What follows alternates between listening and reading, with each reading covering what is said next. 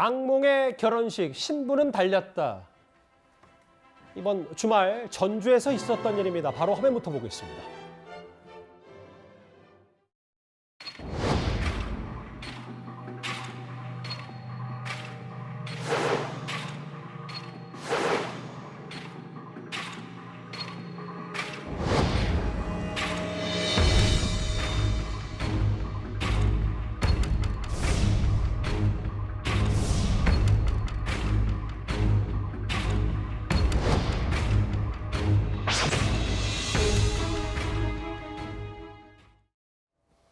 인생의 정말 중요한 날인 결혼식 날에 결혼식장 자체가 바닥에 균열이 생겼고 하객 수십 명이 대피했다.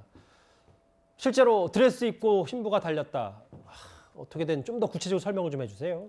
그러니까 날씨가 너무 춥다 보니까 외부 온도와 내부 온도가 차이를 크게 벌어지게 되면요. 이 타일, 건물 내부에 붙어있던 타일이 팽창압에 의해서 부서지는 현상이 발생을 할 수도 있습니다. 얼마 전에도 광주의 한 사무실 건물에서 이런 사고가 발생을 했었는데 예식장에서 같은 사고가 발생을 하는데 했던 겁니다. 그런데 문제는요. 이렇게 타일이 깨질 때 나는 소리가 정말 크거든요.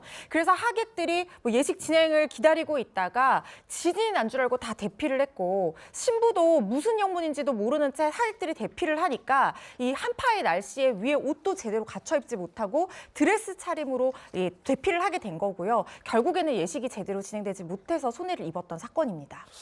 여기 보면 기온차로 인하여 타일이 일어나는 현상이 발생했습니다. 안전상 문제가 없으며 불편을 들어 죄송합니다. 근데 제가 방송 전에 신부 측과 잠시 좀 문자 메시지를 주고받았어요. 물어봤더니 사과도 제대로 없었고 하객들 식대도 정상 지불했고 지금 더 이상 이 기쁜 날과 관련해서 이 뉴스를 계속하는 것도 너무 부담스러운데 아직도 화가 풀리지 않는다 이런 얘기를 좀 했거든요.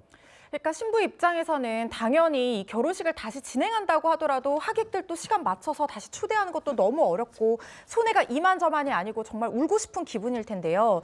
그런데 문제는 예식장 표준 이용 약관에 보면은 사업자의 면책 규정이 있는데 한파가 천재지변이거든요. 이렇게 천재지변으로 인해서 발생한 사고에 대해서는 계약금만 반환을 하는 선에서 면책할 수 있는 여지가 있습니다. 그렇지만 한파가 예보된 상황이었고요. 그리고 이런 사고가 굉장히 연말연시에 자주 일어나기 때문에 어떤 알고 있는 그런 부분도 충분히 예측 가능성도 있었을 거라는 생각이 들거든요.